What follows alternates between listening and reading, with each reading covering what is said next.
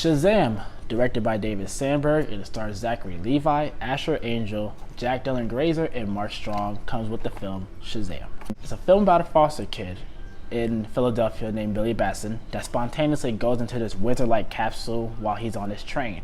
And Billy's the chosen one. And the wizard is trying to find the right person to kill these 7 deadly sins and this new supervillain, Dr. Savannah. And since Billy's the chosen one, he gets into this capsule once again, and he is told to say Shazam in order to get these powers. He can fly, he has super strength, he has bullet immunity, etc., etc. He's almost like Superman, except in a kid at heart version. Just like every other person, if I'm gonna be brutally honest, I was very, very, very skeptical when I saw the trailer, because we have had bad DC movies like Suicide Squad, Justice League, and Batman vs. Superman. But at the same time, since we had good movies like Aquaman and Wonder Woman, why not give it a shot? And I'm glad to say I enjoyed this movie thoroughly. This movie was so fun. It's surprisingly hysterical. I loved almost everything about this film, if I'm gonna be completely honest with you. I like this movie even more than Aquaman. I think this movie has a way better storytelling, and the characters are a bit more outfleshed. And I do like the way how the hero and the villain, they both have motivation in their own stories. And I think what held this movie together is their motivations and their stories behind them. And also what's also surprising about this movie is that it's really impactful. This film was so impactful. Some of the scenes even touched me. I'm just like, geez. Some parts in this movie are just so sad. It's really sad. Like, there are parts in this movie that are so sad, especially Dr. Savannah. He went through a difficult childhood. He went through a difficult youth. He was told that he was never amount to none by his own family. And then once he has these powers, he abuses those powers. He wants to become the most powerful.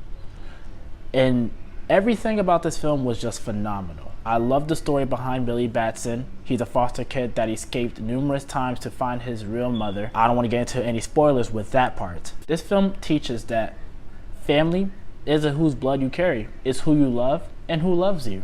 And that's what really kind of got me. That is something that was really impactful to the audience, and it really touched me. And this movie was surprisingly hilarious. It was such a fun ride of a movie, like where he's doing all these wild things with his foster brother. They're doing all, since Billy is turning into Shazam, the brother is showing what Shazam is capable of, and seeing if he can fly, if he has super strength, if he has bullet immunity, etc., etc. And without a doubt, this is probably one of the best DCEU films I've ever seen. I haven't enjoyed a film this much in the DC universe since Man of Steel, honestly. But the only problem that I have, a little teensy problem, is when Dr. Savannah, it's like once he reaches that goal, what's he gonna do next? We all hear that one quote where without a villain, there's no superhero, and without a superhero, there's no villain.